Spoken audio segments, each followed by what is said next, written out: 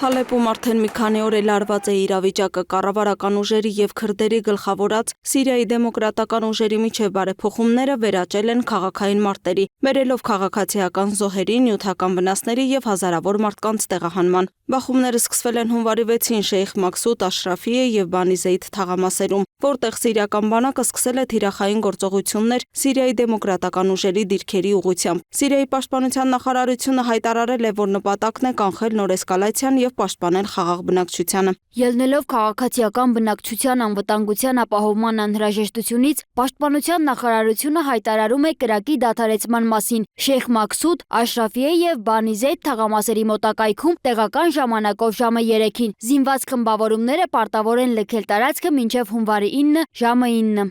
Նախարարությունը թույլատրել է հեռացող զինյալներին իրենց հետ տանել միայն անձնական թեթև զենք։ Սիրիական բանակը պարտավորվել է ապահովել նրանց անվտանգ դուրսբերումը երկրի հյուսիս-արևելք։ Միևնույն ժամանակ Թուրքիայում քրդերը զանգվածային բողոքի ակցիաներ են անցկացրել Հալեպում ռազմական գործողությունների դեմ։ Ցույցեր են տեղի ունեցել Վանում եւ Մադրիդում։ Թուրքիայի արտգործնախարար Հական Ֆիդանը կոչ է արել Սիրիայի դեմոկրատական ուժերին պահպանել Դամասկոսի հետ մարտին կնքված համաձայնությունը եւ ինտեգրվել Սիրիայի պետական համակարգին։ Ի պատասխան թուրքական քրդամետ հանուն հավասարության եւ ժողովրդավարության կուսակցությունը Սիրիայի կառավարությանը մեղադրել է խաղաղ բնակիչների վրա հարձակումների համար, նշելով, որ թուրքական հայտարարությունները սրում են իրավիճակը։ Բախումները ծանր հարված են հասցրել նաեւ Հալեպի հայ համայնքին։ Հայաբնակ Շեյխ Թահա եւ Վիլաներ թաղամասում հրասանդերի ընկնելու հետևանքով տներ են վնասվել։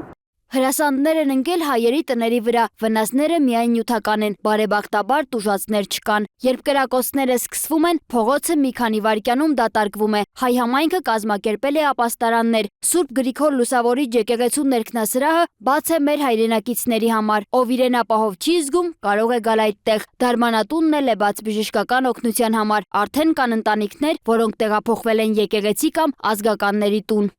Հալեպ-Երևան չվերթը չեղարկվել է Սիրիայում զինված բախումների պատճառով, տեղեկանում ենք Զվարթնոց օդանավակայանի առցանց թռիչքների տեղեկատվական տախտակից։ Չնայած Սիրիայի իշխանությունների ավելի վաղ հայտարարած հրադադարին, Հալեպի օդանավակայանը շարունակում է փակ մնալ։ Այդուհանդերձ Հալեպում բախումների ֆոնին Հայաստանի գլխավոր հյուպատոսությունը հայտարարել է, որ շարունակում է իր գործունեությունը։ Գանձասար հանդեսն էլ հաղորդում է, որ քաղաքում այժմ զգուշավոր հանդարտություն է, երբեմն կրակոցների ձայներով։ Սննդի խանութներն ու հիվանդանոցները շարունակում են աշխատել։ Հալեպի կենտրոնական կոմիտեն հայտնել է, որ հունվարի 6-ին սկսված մարտերի ընթացքում զոհվել է 6 սիրիացի, 55 խաղաղ բնակիչներ վիրավորվել են, 142,000 մարդ տարհանվել է անվտանգ գոտիներ։ Սիրիայի պաշտպանության նախարարությունը նշում է, որ հրադադարի նպատակն է մեղմացնել իրավիճակը, վերականգնել քաղաքային կառույցների աշխատանքն ու ապահովել խաղաղ բնակիչների վերադարձն իրենց տներ։ Սակայն մինչև զինված խմբավորումների ամբողջական դուրսբերումը եւ մարտյան համաձայնագրի լիարժեք իրականացումը Հալեպը շարունակում է ապրել լարված ու տագնապային։ Յուրաքանչյուր կրակոցի ձայնը հիշեցնում է՝